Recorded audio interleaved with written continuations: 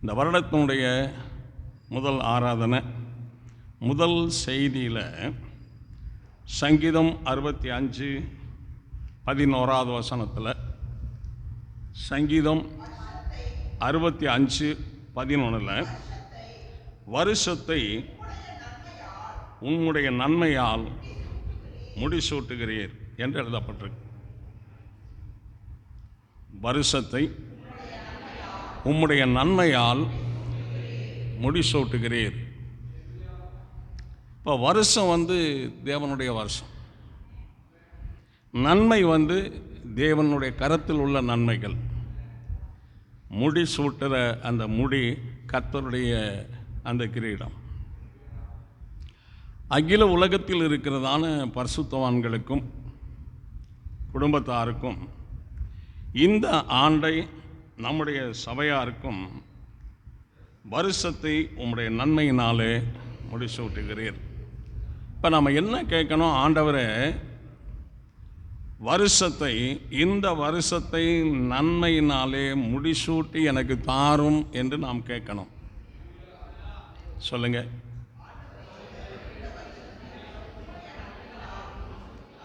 என் பிள்ளைகளுக்கும் அப்படியே தாரும் என்று நாம் சொல்லணும். எல்லாரும் பாய் தந்த ஆண்டவரை துதிப்போம். என் பிள்ளைகளுக்கும் அப்படியே முடிசூட்டி தார்.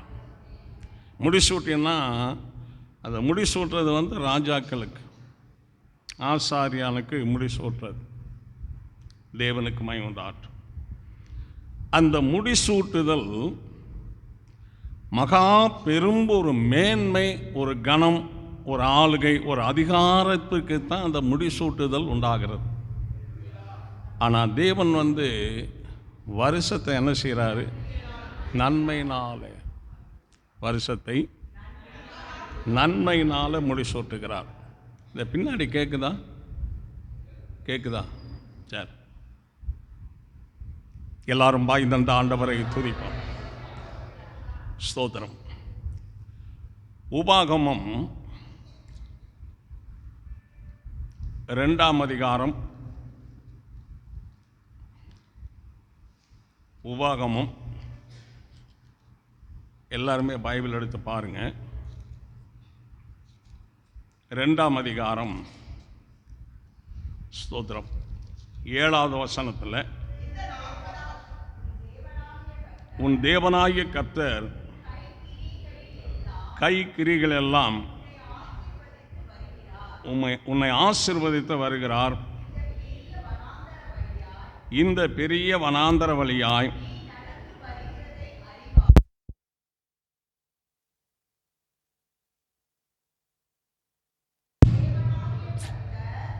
தேவனாகிய கர்த்தர் உன்னோடு இருந்தார், உனக்கு ஒன்றும் குறைவுபடவில்லை என்று சொல் என்றார். வேதம் என்ன சொல்லுதுன்னா, இந்த 40 வருஷமும் உன் தேவனாகிய கர்த்தர் உன்னோடு இருந்தார். ஏன்னா வருஷத்துக்குள்ளே நம்ம கடந்து போகும்போது முன்னணியில் ஒருத்தர் போனால் தான் நமக்கு பாதை சரியாக கிடைக்கும், நம்ம போக முடியும். எல்லாரும் பாய் தந்த ஆண்டவரை துதிப்போம். இப்போ இந்த 2025ஆம் ஆண்டில் கர்த்தர் என்னோடு கூட இருக்கிறாரா?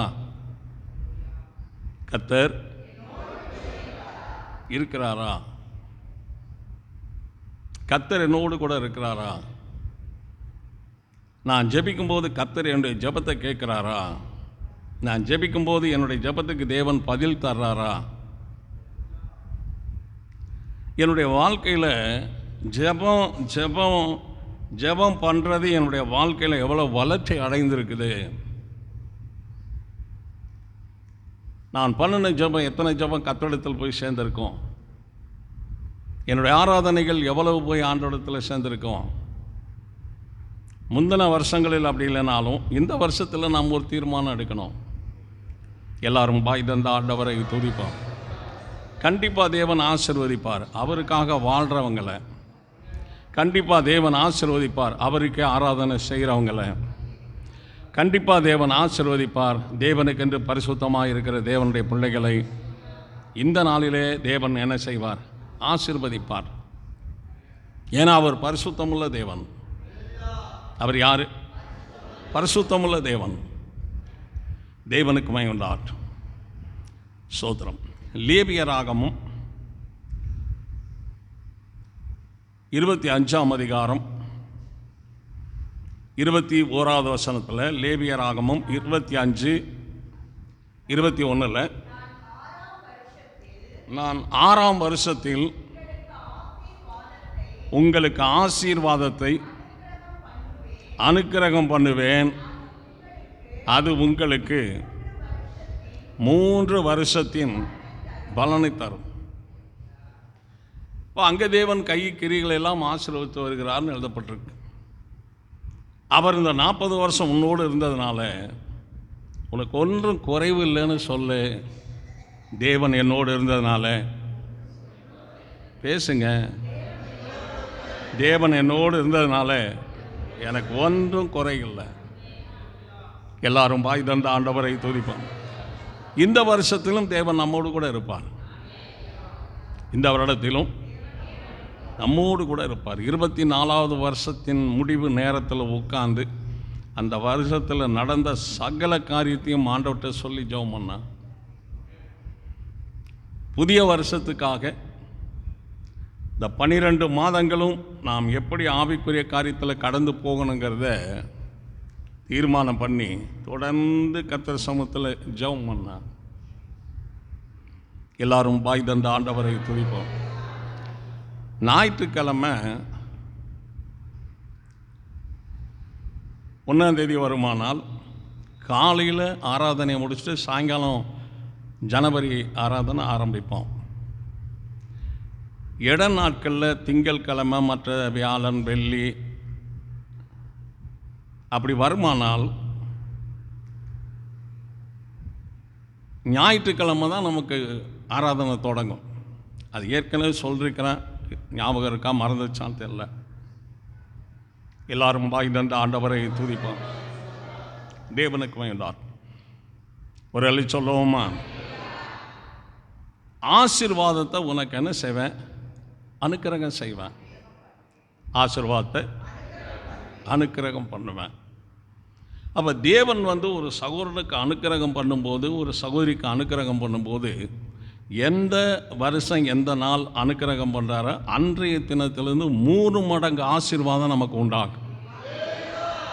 எவ்வளவு? 3 மடங்கு. 3 மடங்கு. பேதுருக்கிட்ட ஆண்டவர் கேட்டார், யோனாவின் குமாரனாகிய சீமோனே, இவர்களிலும் நீ என்னிடத்தில் அன்பாக இருக்கிறாயான்னு கேட்டார். இப்போ நம்ம குடும்பத்தில் உள்ள எல்லாரை விட நாம் தேவன் மேலே என்ன செய்யணும்? அன்பாக இருக்கணும். தேவன் மேலே அன்பாக இருக்கணும். அந்த அன்பு என்றைக்கு ஆண்டவரை ஏற்றுக்கொண்டு தேவன் மேல் அன்பாக இருந்தோமோ, அன்பு கூர்ந்தோமோ, அது கர்த்தரை சந்திக்க வரைக்கும் அந்த அன்பு நம்மளே பெருகி கொண்டிருக்கணும். அந்த அன்பு சிறுகக்கூடாது. அந்த அன்பு நமக்குள்ளே நிலைத்திருக்கணும். கரங்களை உயர்த்தி ஆண்டவரை துதிப்போம். கரங்களை தட்டி ஆண்டவருக்கு நாம் நன்றி செலுத்துவோம். ஆமென்.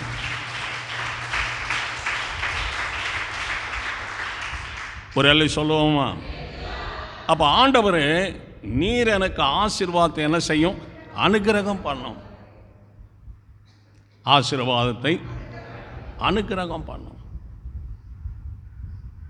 என் பிள்ளைகளுக்கு அந்த ஆசீர்வாதத்தை அனுக்கிரகம் பண்ணும். நான் ஆசீர்வாதமாக இருக்கணும். கவனிங்க, நான் என்ன செய்யணும்? இப்போ நல்லா யோசிங்க. ஆண்டவரை ஏற்றுக்கொள்ளாத காலத்தில் நமக்குள்ளே இருந்த குணங்கள், கிரிகள், சுவாவங்கள், ஆண்டவரை ஏற்றுக்கொண்ட பிறகு நம்முடைய வாழ்க்கையில் ஏற்பட்டிருக்கிற மாற்றமான அன்பு, மாற்றமான குணம், மாற்றமான கிரிகள், வித்தியாசங்கள் என்னன்னு நம்ம பார்க்கணும். வித்தியாசங்கள் என்னன்னு பார்க்கணும். அப்போ தேவனுடைய பிள்ளைகள் பைபிள் வாசிக்கும் போது, ஜெபம் பண்ணும்போது, தேவ பிரசன்னத்துக்குள்ளே வரும்போது, அந்த பழைய காரியங்கள் என்ன இன்னும் என்கிட்ட இருக்குது, அந்த பழைய புளித்த மாவை என்ன செய்யணும்? வெளியில் கழிந்துடணும். வெளியில் கலைந்துடணும். சகோதரிகளும் சகோதரிகளும் ஒரு சிறு பிள்ளையினுடைய குணத்தை போல சுவாபத்தை போல நம்ம மாறணும். அல்லேலூயா, மாறணும். ஆண்டவர் கண்டிப்பாக என்ன செய்வார்? ஆசீர்வதிப்பார். தேவனுக்கு மகிமை உண்டாகட்டும். யாத்ராகமம் 16:35 இஸ்ரவேல் புத்திரர் தேசத்துக்கு வரும் மட்டும் 40 வருஷம் அளவும் மன்னாவை என்ன செய்தார்கள்? புசித்தார்கள். 40 வருஷம் கர்த்தர் கூட இருந்தார். ஒன்றுமே குறைவில்லை. பாருங்க, அழுத ஆண்டவர் சமூகத்தில் ஜெபிக்க, நீங்கள் என்னோடு இல்லைன்னா நான் என்ன எப்படி கிறிஸ்தவ வாழ்க்கை வாழ முடியும்? நீங்கள் இல்லைன்னா எப்படி நான் ஆராதனை செய்ய முடியும்? நீங்கள் இல்லைன்னா நான் ஒரு பரிசுத்த மகனாய் பரிசுத்த மகளாய் எப்படி நான் மாற முடியும்? நீர் என்னோடு கூட இருக்கணும். இங்கே வந்து ஆராதனையில் உட்காரோம்னா வசனத்தை அவ்வளவு ஆழமாக உன்னிப்பமாக கவனிக்கணும். வசனத்துக்கு வசன வார்த்தைகள் வித்தியாசமாக சொல்லியிருப்பார் ஆண்டவர். அதை கண்டுபிடிக்கணும் நாம். அங்கே உன் கையின் கிரிகளை ஆசீர்வதித்து வருவேன்னு சொல்லி உபாகமம் 2:7 சொல்கிறார். இந்த லேவியராகமம் 25:21 ஆசீர்வாதத்தை அனுக்கிரகம் செய்வேன்னு சொல்கிறார். பாருங்கள், ஆசீர்வாதத்தை வருவேங்கிறாரு, அனுக்கிரகம் செய்வேன். இதை நீங்கள் கண்டுபிடிக்கணும். 40 வருஷம் பிரசங்கம் கேட்டு ஆவிக்குரிய காரியத்தில் மாற்றம் இல்லாமல் வாடுறதை விட ஒரே பிரசங்கத்தில் நம்மளை மாற்றிக்கிறது ரொம்ப நல்லது. கரங்களை தட்டி எல்லாரும் ஆண்டவருக்கு நன்றி செலுத்தணும்.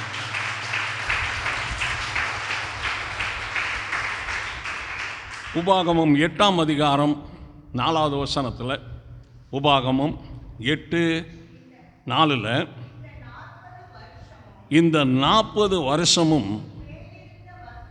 உன் மேலிருந்த வஸ்திரம் பழையதாய் போகவும் இல்லை,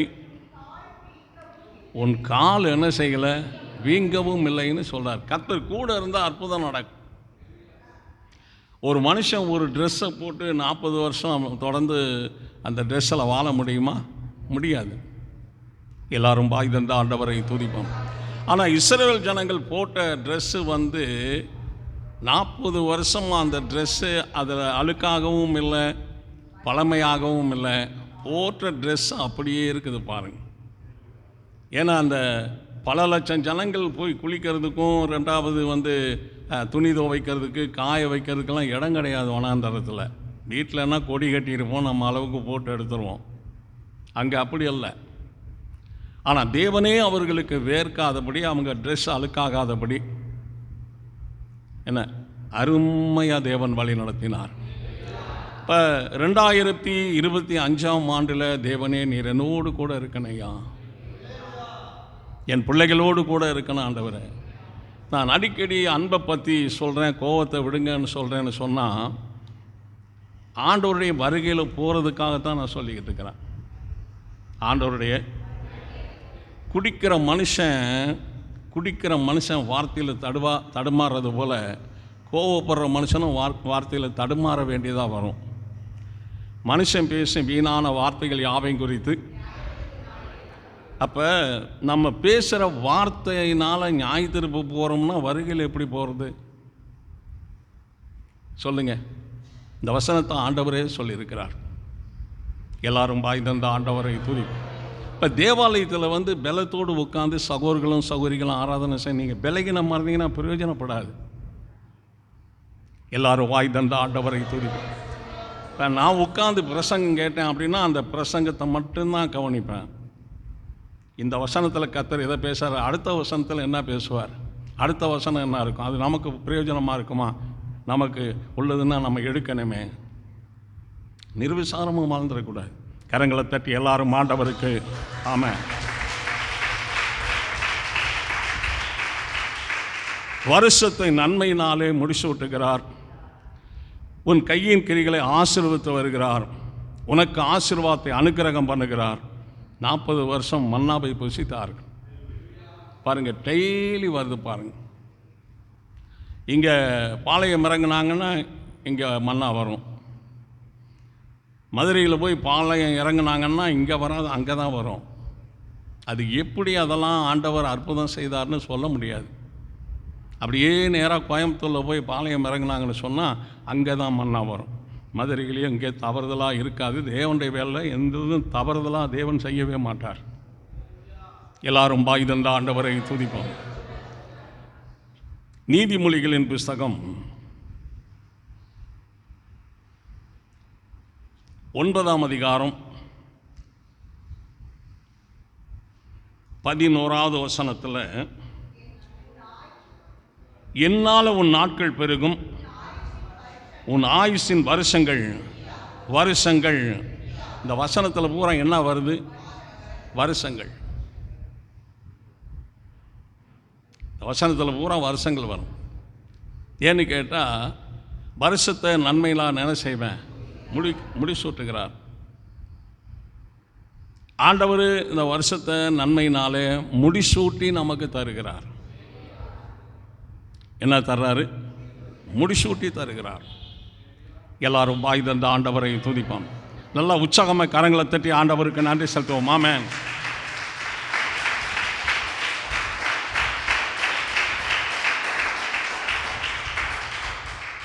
உற்சாகமாக இருக்கிற சகோதரர்கள், உற்சாகமாக இருக்கிற சகோதரிகள் மேலே தேவன் என்ன செய்வார்?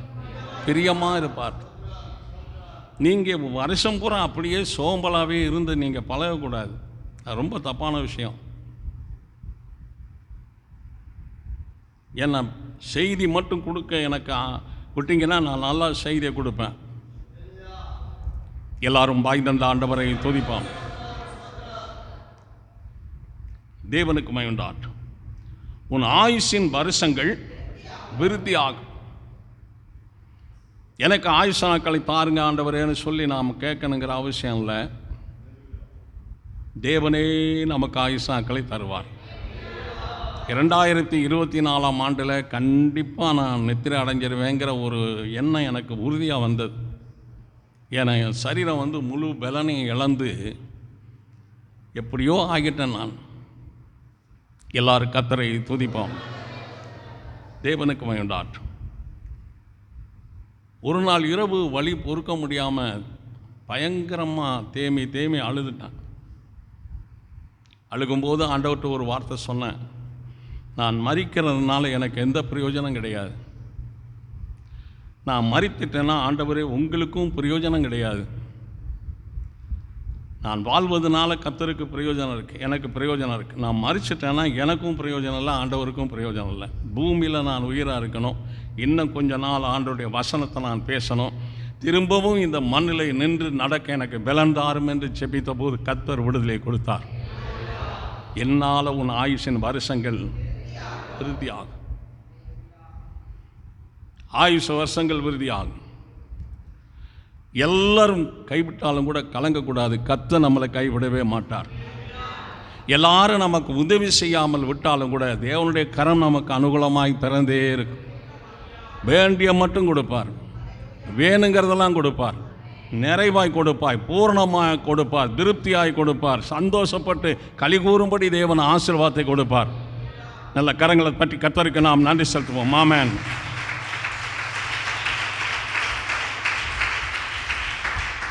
யோபு 42:16, யோபின் புத்தகம் 42:16,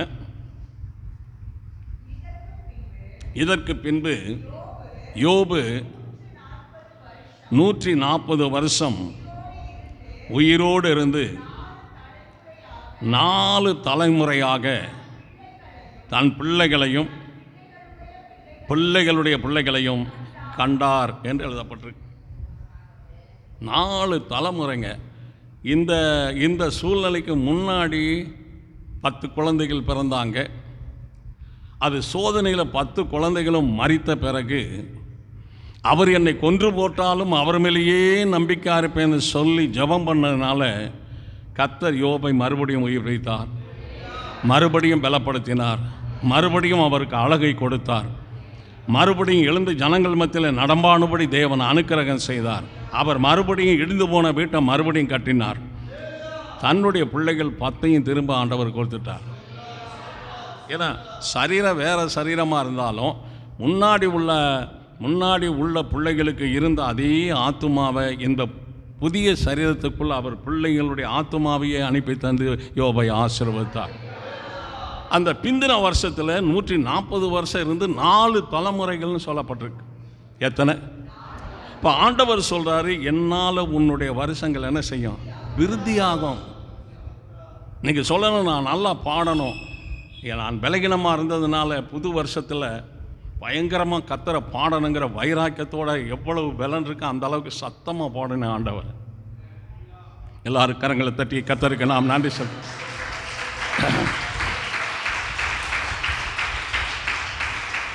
ஏதாவது ஒன்றில் கத்தருக்கு நமக்கு ஐக்கியம் இருக்கணும். ஏதாவது ஒன்றில் தேவனுக்கு நமக்கு என்ன இருக்கணும்? ஐக்கியம் இருக்கணும். ஐக்கியம் இருக்கணும். இது புது வருஷ செய்தியினால் வேறு ஆலோசனைகள் கொடுக்க முடியாது. சோத்திரம். ஏசாயா 63:4 நீ நீதியை சரிக்கட்டும் நாள் என் மனதில் இருந்தது, என்னுடையவர்களை மீட்கும் வருஷம் வந்தது. தேவன் தம்முடைய பிள்ளைகளை மீட்பதற்கென்று ஒரு வருஷத்தை நியமித்தார். அவர் சொல்கிறாரு, என்னுடையவர்களை மீட்கும் வருஷங்கள் வந்தது. இந்த வசனங்களில் பூரா எது வருது? வருஷங்கள் வருது. வருஷங்கள் வருது. அப்போ ஆசீர்வாதமாக இருக்குவதற்கு அந்த வருஷத்தை முடிசூட்டி தருவார். பலன் குறையாமல் இருப்பதற்கு நமக்கு அந்த வருஷங்களை கர்த்தர் முடிசூட்டி நமக்கு தருவார். விசுவாசிக்கணும். என் தேவன் என்னை என்ன செய்வார்? ஆசீர்வதிப்பார். என் தேவன் என்னை எல்லாரும் கர்த்தருக்கு நாம் நன்றி சொல்றோம். அந்த விசுவாசத்துக்குள்ளே நிற்கணும். தனி ஜெபம் பண்ணணும், டெய்லி பைபிள் வாசிக்கணும், குடும்ப ஜெபம் பண்ணணும். இதெல்லாம் வழக்கமாக பரிசுத்தவான்களுடைய குடும்பங்களில் கண்டிப்பாக இருக்கணும். பாருங்கள், பிரச்சனை இல்லாமல் இருந்துச்சுன்னு சொன்னால் நமக்கு ஜெபம் பண்ண முடியும், பைபிள் வாசிக்க முடியும். பிரச்சனை இல்லாமல் இருந்தால் குடும்ப ஜெபம் பண்ண முடியும். பிரச்சனை வந்துச்சுனாலே ஜெபம் பண்ண முடியாது ஒரு மனமாக.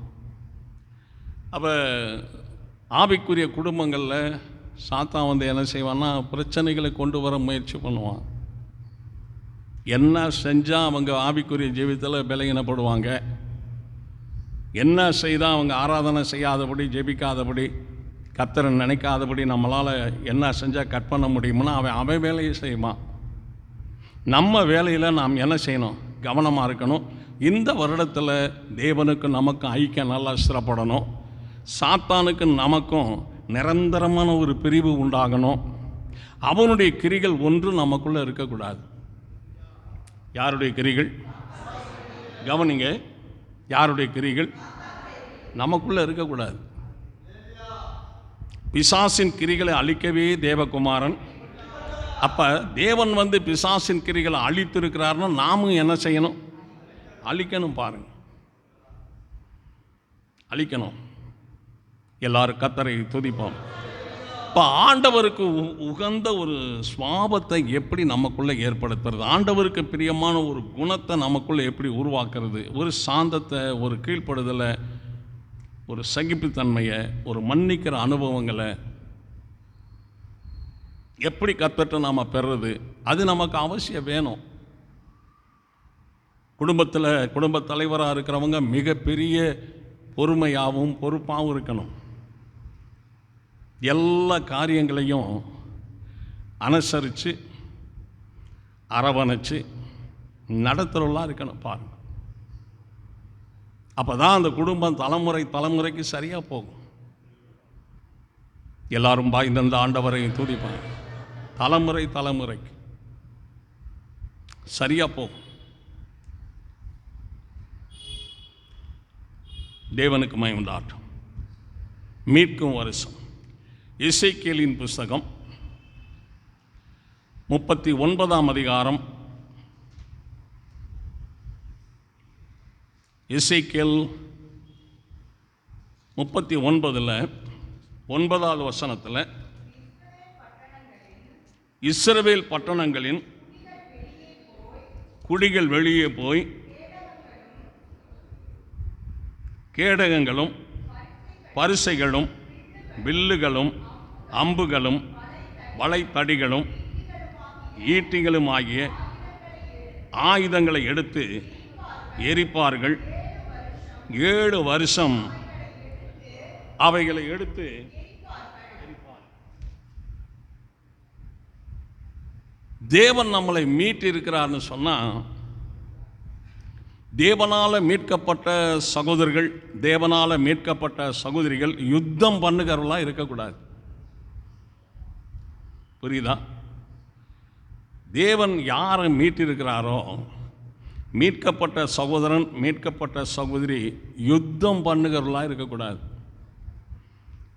வசனம் என்ன சொல்லுதுன்னா, இஸ்ரவேல்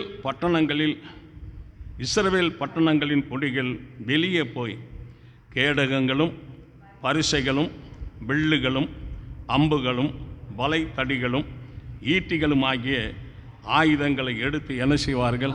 அந்த யுத்தத்துக்குரியதெல்லாம் எரிச்சிருவாங்க. அப்படின்னா உள்ளேயும் என்ன இருக்காது? யுத்தம் இருக்காது. வெளியிலையும் என்ன இருக்காது? யுத்தம் இருக்காது. ரட்சிக்கப்பட்டு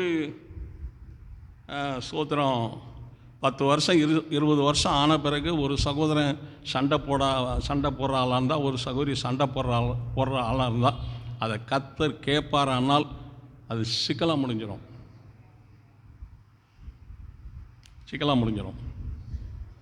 நான் சாந்தமும் என் நுகத்தை ஏற்றுக்கொண்டு எதை கற்றுக்கொள்ளுங்க? சாந்தத்தை கற்றுக்கொள்ளுங்க. எதை கற்றுக்கொள்ளுங்க? சாந்தத்தை கற்றுக்கொள்ளுங்க. சாந்தத்தை கற்றுக்கொள்ளுங்க. வீட்டை சுற்றி இருக்கிறவங்களாம் வந்து கூடி நின்று பார்க்குற அளவுக்கு ஒரு சண்டை நம்ம குடும்பங்கள் இருக்கக்கூடாது. புதிய வருஷத்தில் அமைதியாக இதுதான் நம்மளை பெரிய ஆளாக காட்டணும்.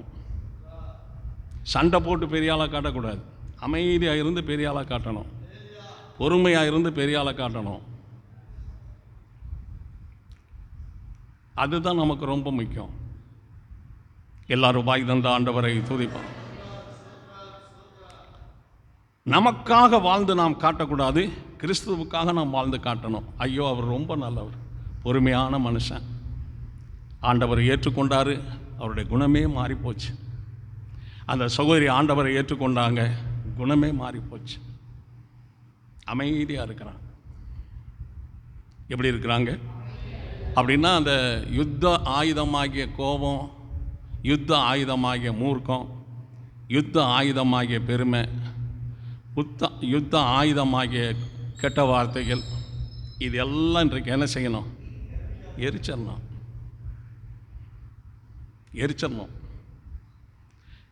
திருந்தாத ஒரு மருமகன் வீட்டுக்குள்ளே வந்துட்டாங்க. திருந்தாத ஒரு மருமக வீட்டுக்குள்ளே வந்துட்டாங்கன்னு சொன்னால், அவங்கள திருத்தி கிறிஸ்துவுக்குள்ளே நிறுத்துறதுக்கு முயற்சி பண்ணணும். சொல்கிறது சரியாக தெரியுதா? சொல்லுங்க. அவங்கள நல்ல ஒரு ஆவிக்குரியவங்களை வளர்க்கணும் அப்படின்னா, யுத்த ஆயுதங்கள் ஒன்று நமக்குள்ளே இருக்கக்கூடாது. யுத்த ஆயுதங்கள் அதை என்ன செய்யணும்? எரிச்சிடணும். எத்தனை வருஷம் எரிச்சாங்க? 7 வருஷங்கள். அப்படின்னா எவ்வளவு ஆயுதங்கள் இருந்திருப்பாங்க, எவ்வளவு ஆயுதங்கள் இருந்திருக்கு. 7 வருஷம். எல்லாரும் வாய் தந்த ஆண்டவரை துதிப்போம். இன்னும் சில பேர் அதை எரிக்காதனால இந்த பேரண்ட்ஸுடைய மூர்க்கமான வெறியான ஆணவமான கோபத்தினால எத்தனையோ பையன்கள், எத்தனையோ பெண் பிள்ளைகள் தற்கொலை பண்ணிக்கிட்டாங்க. பாருங்க, தற்கொலை பண்ணிக்கிட்டாங்க பெற்றோருடைய கொடூரத்தினால. எல்லாரும் வாய் தந்த ஆண்டவரை துதிப்போம். கரங்களை தட்டி எல்லாரும் ஆண்டவருக்கு நன்றி செலுத்துவோம். ஆமென்.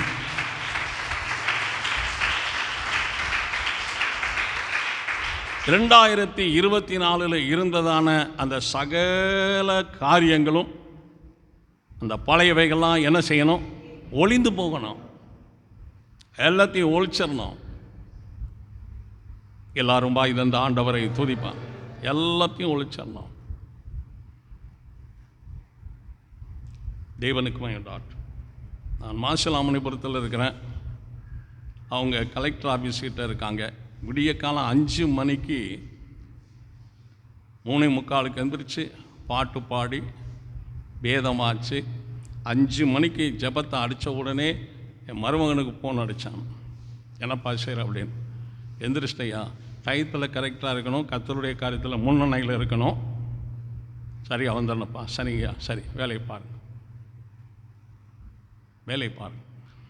அப்போ குடும்ப தலைவர் தன்னுடைய மனைவி பிள்ளைகள்லாம் அன்போடு கூட என்ன செய்யணும்? வழி நடத்தணும். மனைவியும் பிள்ளைகள்லாம் என்ன செய்யணும்? அரவணைக்கணும். தப்பான ஒன்றை பிள்ளைகளுக்கு சொல்லிக் கொடுக்கக்கூடாது. தகப்பனை பற்றி தவறாக சொல்லக்கூடாது, தாயை பற்றி தவறாக சொல்லக்கூடாது, நல்லா சொல்லி கொடுக்கணும். நான் சொல்கிறத கொஞ்சம் கவனிங்க. இந்த புது வருஷத்துக்கு அது பிரயோஜனமாக இருக்கும்னு நினைக்கிறேன். பிள்ளைகள்கிட்ட தம்பி அப்பாவை வர சொல்லுப்பா, பாப்பா அம்மாவை வர சொல்லு. அவங்களுக்குள்ளே என்னென்னா அப்பா மேலே அம்மா மேலே அன்பு உண்டாங்க. ஏய், உங்கள் அப்பா எங்கடா இருக்கிறான்? வர சொல்கிறான் அவனை. ஏய் பாப்பாங்க வா, உங்கள் அம்மா எங்கே இருக்கிறா? வர சொல்லு இந்த பிசாசை. நம்மளே நம்ம குடும்பத்தில் நெருப்பை வச்சுக்கிட்டு குடியிருந்த மாதிரி, நெருப்பை வச்சுக்கிட்டு நெருப்பை பொருத்தி விட்டுக்கிட்டு உள்ளே குடியிருந்த மாதிரி அது குடும்பமே ஒன்றுமெல்லாம் போயிடும். அந்த கிருபை இந்த மண்பாண்டத்தில் பெற்றிருக்கிறோம்னு சொல்லி கர்த்தருடைய தாசன் பவுல் சொல்கிறார். அதே கிருபை இந்த மண்பாண்டத்தில் நாமும் பெற்றிருக்கிறோம். அதை காத்து கொள்ளணும். பாருங்க, அதை என்ன செய்யணும்? காத்து கொள்ளணும். எல்லாரும் வாய் தந்த ஆண்டவரை துதிப்போம். காத்து கொள்ளணும். ஆவிக்குரிய தகப்பனாக இருக்கணும், ஆவிக்குரிய தாயாக இருக்கணும், ஆவிக்குரிய மகனாக இருக்கணும், ஆவிக்குரிய மகளாக இருக்கணும். தேவனுடைய காரியத்தில் அவர் நீதி உள்ள தேவன், நாம் நீதியாக இருக்கணும். உண்மை உள்ள தேவன் உண்மையாக இருக்கணும். பரிசுத்தம் உள்ள தேவன் பரிசுத்தமாக இருக்கணும். கீழ்ப்படிதல் உள்ள தேவன் நாமும் கீழ்ப்படிதலாக இருக்கணும். அவர் எல்லா விபரீதங்களையும் என்ன செய்தார்? சகித்து கொண்ட தேவன். சகிப்புத்தன்மை நம்முடைய வாழ்க்கையில் இருக்கணும். நிறையா நான் வருத்தப்பட்டிருக்கிறேன். என்ன சொல்கிறேன், நீங்கள் சங்கடப்படாதீங்க. நிறையா வருத்தப்பட்டிருக்கிறேன். ஒரு நாள் ரட்சிக்கப்பட்டதுலேருந்து யாரையும் நான் கோபிச்சதே கிடையாது. கர்த்தர் சாட்சி. அதுக்கு கரங்களை தட்டி எல்லாரும் ஆண்டவருக்கு நன்றி செலுத்துவோம். ஆமென்.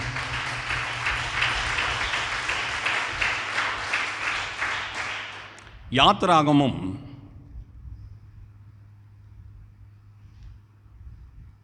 12ஆம் அதிகாரம்.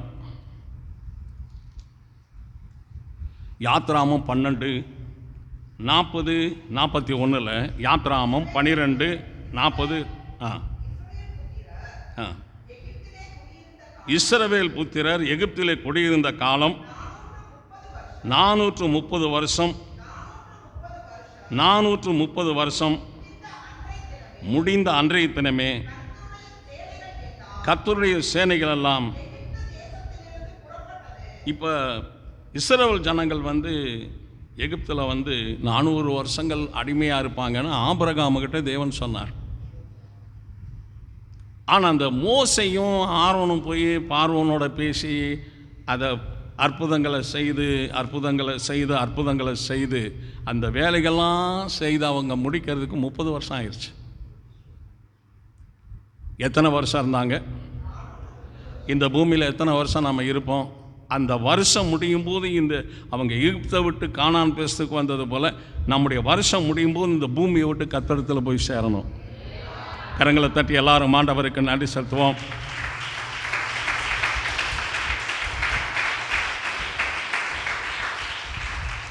ஆண்டவர் மோசையினுடைய ஊழியங்கள் முடியும் போது உன்னுடைய கையை யோசுவாவுடைய தலையில் வைத்து உன்னுடைய ஆவியில் அவனுக்கு கொஞ்சம் கொடுத்து அவனை அபிஷேகம் பண்ணு, அவன்தான் இஸ்ரவேலை கானானுக்குள்ளே கொண்டு போவான் அப்படின்னு சொல்கிறார். 40 வருஷங்கள் யோசுவா மோசைக்கு வேலைக்காரனாக இருந்தார். அவர் சாப்பிட உக்காந்தா அவருக்கு அப்பம் வைக்கிறது, திராட்சை ரசம் வைக்கிறது, கறி கூட்டுகள் ஊற்றி கொடுக்கறது, அவர் சாப்பிட்ட தட்டுகளை கழுவி வைக்கிறது, அவர் கை நீட்டினார்னா தண்ணி ஊற்றுவார், மோசை கையை கழுவிக்குவார். அவர் கைகள் ஒன்றுனே ஒரு டவலை கொடுப்பார், மோசை ஐயா கழுவி தொடச்சிட்டு அவர்கிட்ட கொடுப்பார். பாளையத்திலேருந்து அவனை வர சொல்லு, பாளையத்தை புறப்பட சொல்லு. இப்படி எடுபடி வேலைக்கு இருந்தவர் தான் யார்? யோசுவா. எவனிங்க பிரதர், எல்லாரும் பாய் தந்த ஆண்டவரை துதிப்பான். ஆனால் அவருடைய வாழ்க்கை அவருடைய வேலை வேலைக்காரனுடைய வேலையாக இருந்தாலும் அவருடைய வாழ்க்கை மோசனுடைய வாழ்க்கைக்கு சமமான தகுதி உள்ள ஒரு வாழ்க்கை யோசுவா வாழ்ந்து கொண்டே இருந்தார். மோசையின் காலங்கள் முடிந்து அப்படி எல்லா வாலிபர்களையும் பார்க்கும்போது யோசுவாவை தவிர தலைமை தாங்க ஒருத்தர் இல்லை, இஸ்ரவேலில் ஒரு வாலிபனும் கிடையாது. ஆண்டவர் சொல்றார், நான் என் தாசனாகிய மோசையோடு இருந்தது போல உன்னோடு என்ன செய்வேன்? இருப்பேன். நீ உயிரோடு இருக்கும் அளவும் ஒருத்தனை உனக்கு முன்பாக எதிர்த்து நிற்பதில்லை. இந்த ஜனங்களை யோர்தானை கடந்து கானானுக்குள்ளே அழைத்து கொண்டு போ. 33 ராஜாக்களோடும் இராணுவங்களோடும் தேசத்தோடு யுத்தம் பண்ணி 33 தேசங்களை யோசுவா பிடித்தார். ஒரு காரியத்தில் பின்வாங்கலை. ஒரு கழுதை அவர் எடுத்துக்கல, ஒரு மாட்டை அவர் எடுத்துக்கல, ஒரு லேண்டை அவர் எடுத்துக்கல. அவர் தேவன் சொன்ன வேலைகளை செய்து முடித்து இஸ்ரவேல் எல்லாருக்கும் கானான் தேசத்தை சுதந்திரமாய் பங்கிட்டு கொடுத்தார். அவருக்கு ஒன்று அவர் எடுத்துக்கல. கடைசியில் இஸ்ரவேல் ஜனங்கள் எல்லாரும் சேர்ந்து அவருக்கு ஒரு பங்கு கொடுத்தாங்க. உத்தமன் உத்தமன் உத்தமன் யோசுவா. ஆண்டவர் சொல்றார், நீ எனக்கு முன்பாக நடந்து கொண்டு என்ன செய்ய? உத்தமனாயிரு, உத்தமியாயிரு, உனக்கு ஆசீர்வாதத்தை நான் அனுகிரகம் பண்ணுவேன். ஆசீர்வாதத்தை யாருக்கிட்ட பேசினாலும் அமைதியாக பேசணும். உலக சகோதரர்கள் சகோதரிகள் பேசுகிறத விட தேவனுடைய பிள்ளைகள் பேசுறது அமைதியாக பேசணும். ஏழை தகப்பனாக இருந்தாலும் ஏழை தாயாக இருந்தாலும் அவங்கள கனம் பண்ணி பேசணும். இங்கே சில பேர் இருக்காங்க, கஷ்டப்படுற தேவனுடைய பிள்ளைகள் தான். ஐயான்ற வார்த்தைக்கு அம்மான்ற வார்த்தைக்கு நான் மறுவார்த்தையை சொன்னது கிடையாது, மறுவார்த்தை சொன்னதே கிடையாது. யாரும் இப்படி என்கிட்ட கணக்குறைவாக நடந்துக்கிட்டாருன்னு சொல்லவே முடியாது. எல்லாரும் பாய்ந்து அப்போ அந்த மாம்சத்தின் கிரிகள் நமக்குள்ளே அழிக்கப்பட்டால் தான் அந்த தேவனுடைய கிரிகள் நமக்குள்ளே உருவாகும். ரோமர் 8:13 நீங்கள் வாசிச்சு பார்த்தீங்கன்னா, ரோமரின் புஸ்தகம் 8ஆம் அதிகாரம் 13வது வசனத்தில்,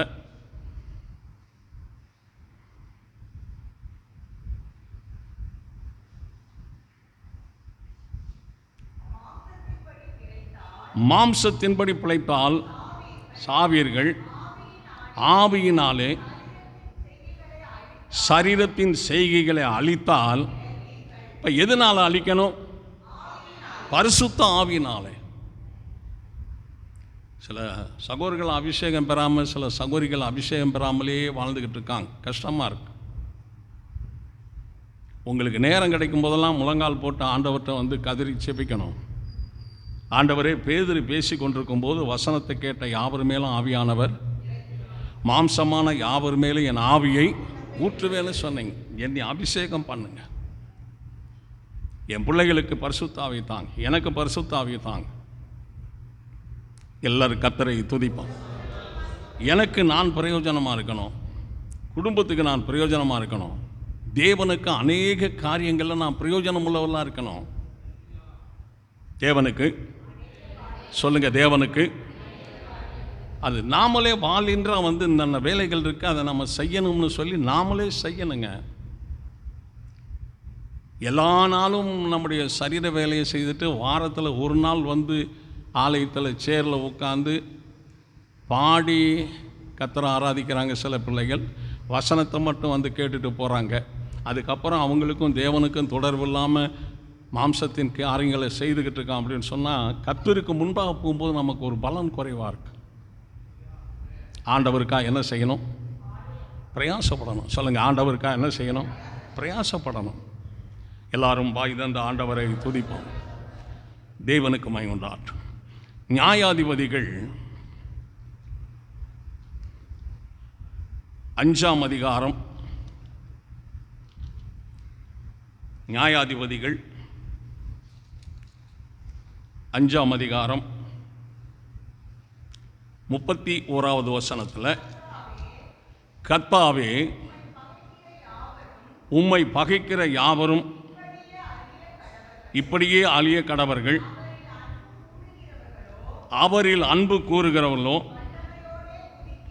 வல்லமையோடு உதிக்கிற சூரியனை போல இருக்க கடவர்கள் என்று பாடினார்கள். பின்பு தேசம் 40 வருஷம் அமைதலாக இருந்தது. தேவனிடத்தில் அன்பு கூர்ந்தார்கள், தேவனை பாடி துதித்தார்கள். தேவனிடத்தில் அன்பு கூர்ந்ததுனால, தேவனை பாடி துதித்ததுனால தேசம் எத்தனை வருஷம்? 40 வருஷம். பாருங்க.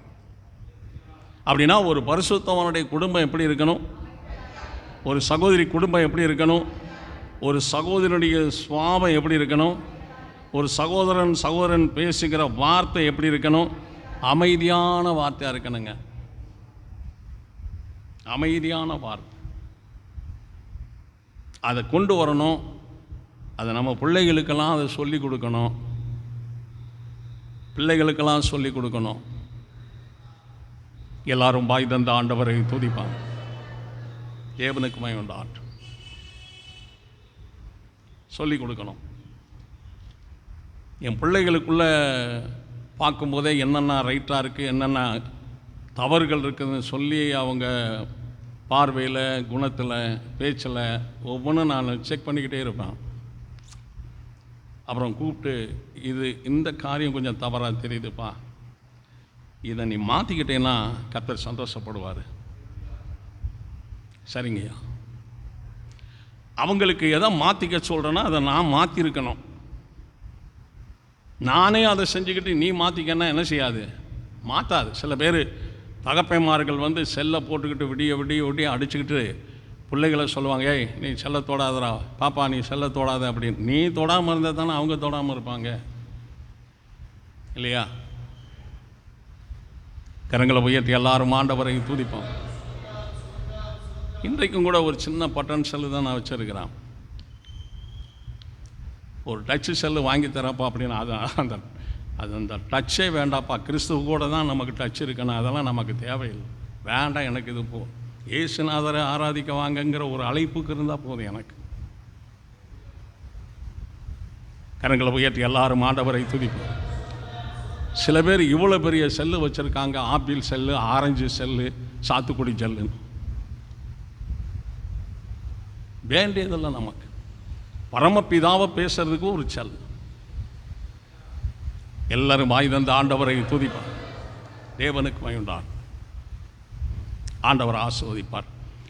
இந்த புது வருட ஆராதனையில் தேவனே என் குடும்பம் எப்படி இருக்கணும்? அமைதியாக இருக்கணும். என் குடும்பத்துக்குள்ளே நான் என்ன செய்யணும்?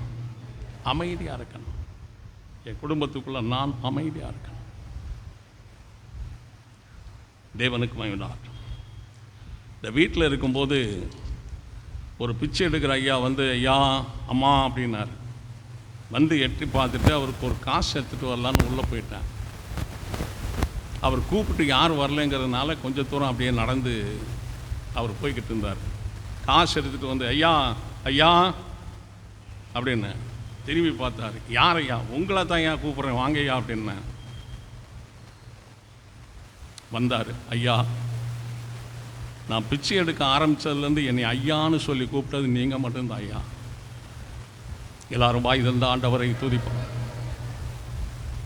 காரணம் என்னென்னா, சாத்தானுடைய குணம் வேறு, மனுஷனுடைய குணம் வேறு, நம்ம ஆண்டவருடைய குணம் வேறு. நம்முடைய ஆண்டவருடைய வார்த்தை வேற. அதில் தான் நம்ம நின்று காரியங்களை செய்யணுமே தவிர மற்றபடி ஒன்றும் செய்யக்கூடாது. எல்லாரும் வாய் தந்த ஆண்டவரை துதிப்பாங்க. தேவனுக்கு மகிமை உண்டாட்டும். ஆண்டவர் ஆசீர்வதிப்பார். ஆண்டவரே, ஒரு அமைதியான வாழ்க்கை எனக்கு தார். ஒரு அமைதியான ஒரு முகத்தை எனக்கு தார். அமைதியான கண்களை எனக்கு தார். ஒரு அமைதியான நாவையும் ஒரு அமைதியான இருதயத்தையும் எனக்கு தார். சொல்லப்போனால் ஆண்டவரே, நானே உம்முடைய சாயலில் இணைக்கப்பட்டு உம்மை போல அமைதியான ஒரு மகனாக இருக்க, மகளாக இருக்க எனக்கு என்ன செய்யும்? அனுக்கிரகம் செய்யும் ஆண்டவரே. தேவன் அப்படியே செய்வார். எல்லாரும் வாய் தந்த ஆண்டவரை துதிப்பார். யோவேலின் புஸ்தகம், அந்த அமைதிக்கு பிறகு என்ன நடக்குதுன்னா, யோவேல்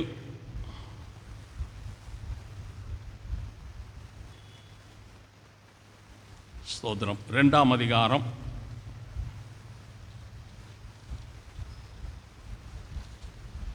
2:25 நான் உங்களிடத்தில் அனுப்பின என் பெரிய சேனையாகிய வெட்டி கிளிகளும் பச்சை கிளிகளும் முசுக்கட்டை பூச்சிகளும் பச்சை புழுக்களும் பட்சித்த வருஷங்களின் விளைவை உங்களுக்கு என்ன செய்வேன்? திரும்ப அழைப்பேன். அது பலத்தினாலும் சரி, பணத்திலானாலும் சரி, விளைச்சலானாலும் சரி, எதெல்லாம் நமக்கு நஷ்டப்பட்டதோ, எதெல்லாம் பட்சிக்கப்பட்டதோ, ஆண்டவர் சொல்கிறாரு, இந்த வருடத்தில் அதெல்லாம் நான் திரும்ப உனக்கு நான் கொடுப்பேன். இந்த வருடத்தில் 5 லட்ச ரூபா லாஸ் ஆகியிருந்தால் திரும்ப நான் கொடுப்பேங்கிறாரு. 5 லட்ச ரூபா கடன் பட்டிருந்தா, 7 லட்ச ரூபா கடன் பட்டிருந்தா, இந்த வருஷத்தில் அந்த கடனை கட்டி தீர்க்கும்படி தேவன் கண்டிப்பாக அனுக்கிரகம் செய்வார். விசுவாசிக்கணும். அநேக ஜாதிகளுக்கு கடன் கொடுப்பாய், நீயோ கடன். அப்படி சொல்லியிருக்கீங்க, என் ஆண்டவர் அப்படி சொல்லியிருக்கீங்களே, அந்த வசனத்தை என் வாழ்க்கையில் நிறைவேற்றுங்க ஐயா, நிறைவேற்றுங்க ஆண்டவரே. அநேகமாயிரம் சகோதரர்களுக்கு, அநேகமாயிரம் சகோதரிகளுக்கு சாட்சியான ஒரு வாழ்க்கை வாழும்படி என்னுடைய வாழ்க்கையில் ஒரு மாற்றங்களை ஏற்படுத்துங்க. என்னுடைய வாழ்க்கையில் சொல்லுங்க, மாற்றங்களை ஏற்படுத்து. எல்லாருக்கும் வாய் தந்த ஆண்டவரை துதிப்போம். அப்போ ஆண்டவருடைய நாமத்தினால தேவன் இந்த வருஷத்தை கொடுத்துருக்கிறாரு. இந்த வருஷத்தை நாம் நன்மைக்கேற்ற வருஷமாய் நம்ம மாற்றிக்கொள்ளணும். பலனை பெறுகிற வருஷமாக மாற்றிக்கொள்ளணும். சுகத்தை பெறுகிற வருஷமாக மாற்றிக்கொள்ளணும். ஆயுசாக்களை பெறுகிற வசனமாக மாற்றிக்கொள்ளணும். சமாதானம் உண்டாகிற வருஷமாக மாற்றிக்கொள்ளணும். கிருபை உண்டாகிற வருஷமாக மாற்றிக்கொள்ளணும் நம்ம. அப்போ எப்போ அது மாறும்னா, நம்முடைய குணத்தை மாற்ற மாற்ற மாற்ற பரலோகம் நமக்கு நிறையா கொடுத்துக்கிட்டே இருக்கும். பழைய மனுஷனையும் அவன் செய்கைகளை என்ன செய்யுங்க? கலைந்து போடுங்க. இங்கே நம்ம பாடும்போது மற்ற சகோதர சகோதரிகள் நம்மளை பார்த்தா அந்த தெய்வீகத்துக்குள்ளே நம்ம இருக்கிறோம், பக்திக்குள்ளே இருக்கிறோம், பிரசன்னத்துக்குள்ளே இருக்கிறோம், மகிமைக்குள்ளே இருக்கிறோம், தேவனுடைய சமாதானத்துக்குள்ளே, ஆசீர்வாதத்துக்குள்ளே இருக்கிறோம்னு மற்றவர்களுக்கு தெரியணும். நீ தேறுகிறது யாவரும் விளங்கும்படி செய்வாயாக. எல்லாரும் வாய் தந்த ஆண்டவரை துதிப்பான். மாற்றங்கள் ஏற்படணும். ரட்சிக்கப்படாத காலத்தில் அந்த பிசாசை விட மோசமான குணம் எனக்கு இருந்தது. பிசாசு குணத்தை விட மகா மோசமான குணம் எனக்கு இருந்தது. எல்லாரும் வாய் தந்த ஆண்டவரை துதிப்போம். தேவனுக்கு மகிமை உண்டாகட்டும். புது வருஷத்தில் சாட்சி சொல்லக்கூடாதுன்னு நினைக்கிறேன். வசனமே நமக்கு கிடைக்கட்டும். கர்த்தரை ஆசீர்வதிக்கட்டும். எல்லாரும் வாய் தந்த ஆண்டவரை துதிப்பாங்க. 26வது வசனத்தில், நீங்கள் சம்பூர்ணமாய் சாப்பிட்டு திருப்தி அடைந்து அதிசயமாய் நடத்து வந்த தேவனாய கர்த்தருடைய நாமத்தை துதிப்பீர்கள், என் ஜனங்கள் ஒருபோதும் வெட்கப்பட்டு போவதில்லை. இப்போ தேவன் இழந்து போன எல்லாவற்றையும் கொடுக்குறாரு. நீங்கள் திருப்தியாக சாப்பிடும்படி தேவன் அனுக்கிரகம் செய்வார். உங்களை அதிசயமாய் நடத்தி கொண்டு வந்த கர்த்தரை துதிப்பீர்கள். அப்போ துதிக்கணும். பார், என்ன செய்யணும்? துதிக்கணும். தேவனுடைய நாமத்தை துதிக்கணும். எல்லாரும் வாய் தந்த ஆண்டவரை துதிப்போம். தேவனுக்குமே உண்டாட்டு. என்னுடைய தனி ஜபங்கள் பண்ணும்போதெல்லாம் பண்ணி முடித்த பிறகு ஆண்டவருக்கு நிறையா முத்தம் வைப்பேன். ஒவ்வொரு ஜபத்திலும் சொல்லும்போது முத்தம் வைக்கும்போது ஆண்டவரே ஆண்டவரே அப்படின்னு கூப்பிட்டு முத்தம் வைப்பேன். எல்லாரும் வாய் தந்த ஆண்டவரை துதிப்பேன். அந்த சீமோனுக்கிட்ட ஆண்டவர் சொன்னார், நான் உன் வீட்டுக்குள்ளே பிரவேசித்தேன், நீ எனக்கு என்ன செய்யலை? முத்தம் செய்யலை. ஆனால் இவ்வளோ உன் வீட்டுக்குள்ளே நான் பிரவேசித்த நேரம் முதல் இதுவரைக்கும் என் பாதத்தில் ஓயாமல் முத்தம் எடுக்கிறான். என்ன செய்யறான்? ஓயாமல் முத்தம் எடுறான். கர்த்தருக்கு மகிமை. ஆண்டவரோடு ஐக்கியமாக இருக்கணும். ஒரு தகப்பன் மகனுக்குள்ள, ஒரு தாய் மகளுக்குள்ள கூட சில பிள்ளைகள் இருக்கும். ஆண்டவருக்கும் நமக்குள்ளே இருக்கிற அந்த அன்பு, அந்த ஐக்கியம் ரொம்ப கிரிப்பாக இருக்கணும். கிரிப்பாக இருக்கணும். அத்தனையும் சொல்லுவேன் ஆண்டவர்கிட்ட. 2 பேர் கூட்டு வியாபாரம் பண்ணுறாங்க. அவர் ஒரு வியாபாரம் போகிறாரு, இங்கிட்டு ஒருத்தர் வியாபாரம் போகிறாரு. வந்த உடனே என் வியாபாரத்தில் என்னென்ன நடந்துன்னு சொல்லுவாங்க. அன்றாடு நடக்கிற சம்பவம் பூரா ஆண்டவர்கிட்ட சொல்லிடுவேன் நான். எல்லாரும் வாய் தந்த ஆண்டவரை துதிப்பேன். கரங்களை தட்டி எல்லாரும் ஆண்டவருக்கு நன்றி சொல்கிறேன்.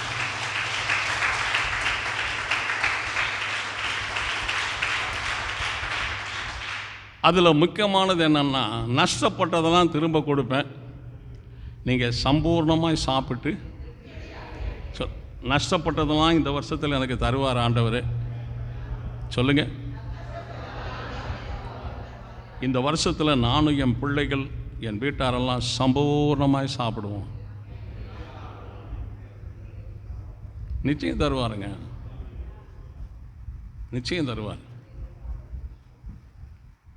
தேவன் கீழ்காற்றுக்கு கட்டளையிடுறாரு. இறைச்சி வேணும். எகிப்தில் நாங்கள் இறைச்சி பாத்திரத்தாண்டையில் உட்கார்ந்து புசித்ததை நினைக்கிறோங்கிறாங்க. மோசைக்கிட்ட இறைச்சி வேணும்னு கேட்குறாங்க. ஆண்டவரே, இவங்க என்கிட்ட இறைச்சி கொடுன்னு கேட்குறாங்க. பாளையத்தில் இருக்கிறதெல்லாம் அடித்து போட்டாலும் அவங்களுக்கு என்ன செய்யாது? சமுத்திரத்தில் இருந்தெல்லாம் வாரி போட்டாலும் அவனுக்கு என்ன செய்யாது? என்னையா செய்கிறது? பெரிய இக்கட்டில் அகப்பட்டிருக்கேன் அப்படின்ட்டு. மோசை 30 நாளும் இறைச்சி சாப்பிடுவான்னு போய் சொல்ல. எது? 30 நாள் இறைச்சி சாப்பிடுவான்.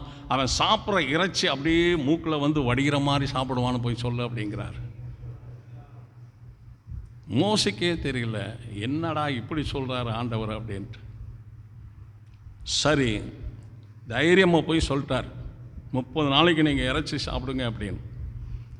ஆண்டவருடைய வசனம் சொல்லுது, தேவன் ஒரு கீழ்காற்றுக்கு கட்டளையிட்டார். தேவன் அது சமுத்திரத்துக்குள்ள, அந்த காற்று சமுத்திரத்துக்குள்ளே நுழைஞ்சு போய் சமுத்திரத்தில் இருக்கிற காடைகளை மாத்திரம் வெளியே கொண்டு வந்தது. முதலைகள், பாம்புகள், மீன்கள், அங்கே இருக்கிற பேப்பரு, சகதி எதுவுமே இல்லைங்க. கழுவி போட்ட மாதிரி சுத்தமாக காடைகள் மட்டும் வருதுங்க. பாளையத்தின் நடுவிலும் பாளையத்தை சுற்றிலும் இந்த பக்கம் ஒரு நாள் பிரயாணம், அங்கிட்டு ஒரு நாள், இங்கிட்டு ஒரு நாள், இங்கிட்டு ஒரு நாள். ஒரு மரத்திலிருந்து பார்த்துருந்தால் சமுத்திர காடையினுடைய சமுத்திரம் எப்படி இருந்திருக்கும்னு நம்ம பார்த்துருக்கலாம்.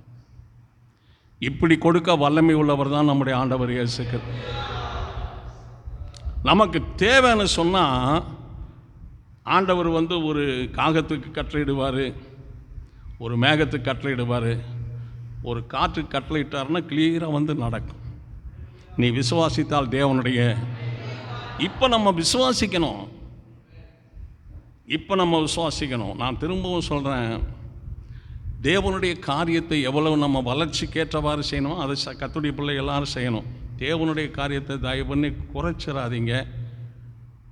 அவரை சந்திக்கும் போது நமக்கு மன வருத்தமாக இருக்கும். இவருக்கா அந்த காரியத்தை இப்படி செய்துட்டோம் பிரதர், இவருக்கா அந்த காரியத்தை இப்படி செய்துட்டோம். சந்திக்கும். ஒரு ஆளுக்கு 10,000 நம்ம கடன் கொடுக்கணும். கடனை கொடுக்கும்போது 100 ரூபாய் எடுத்துக்கிட்டு 10,000ன்னு சொல்லி கொடுத்தா சரியாக வருமா? சொல்லுங்கள். ஏன் வராது? 5,000 எடுத்துருக்குது, இல்லை 100 தானே. கொஞ்சம் யோசிங்க கர்த்தருடைய பிள்ளைகள். நம்ம சூழ்நிலைக்கு நம்ம செய்கிறது, நம்ம பேசுறது, நம்ம நடக்கிறது, நம்ம வாழ்கிறது நமக்கு சரியாக இருக்கலாம். அது தேவனுக்கு சரியாக இருக்குமாங்கிறத ஒவ்வொரு தேவனுடைய பிள்ளைகளையும் யோசிக்கணும். கரங்களை தட்டி எல்லாரும் ஆண்டவருக்கு நன்றி செலுத்துவோம்.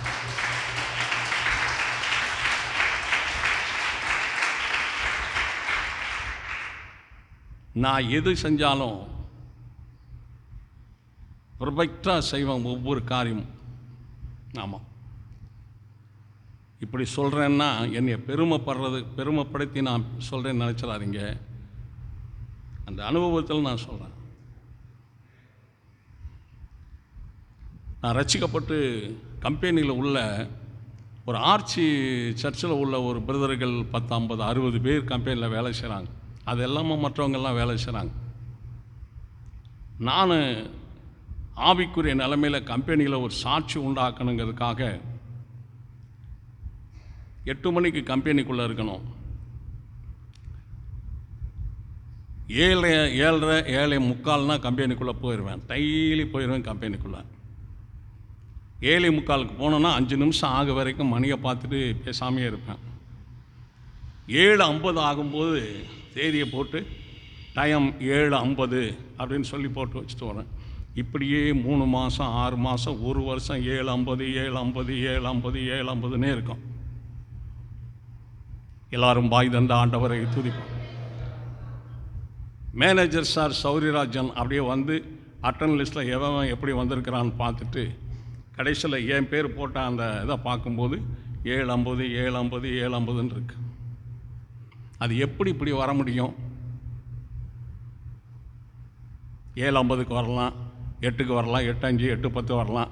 7:50ன்னே எப்படி ஒரு மனுஷன் வர முடியும் அப்படின்னு அவர் யோசிச்சு, சுப்பிரமணியங்க வா, வெள்ளச்சாமி, சன்னாசி, பெருமாள் இங்கே வாங்க, இந்த சபைக்கு போகிறாள் எப்போ கம்பெனிக்குள்ளே நுழையிறாரு, எப்போ அட்டர்னல் லிஸ்ட்டில் கையெழுத்து போடுறாருங்கிறது நீங்கள் கவனித்து, தெரியாமலே கவனித்து எனக்கு சொல்லுங்கள் அப்படின்ட்டு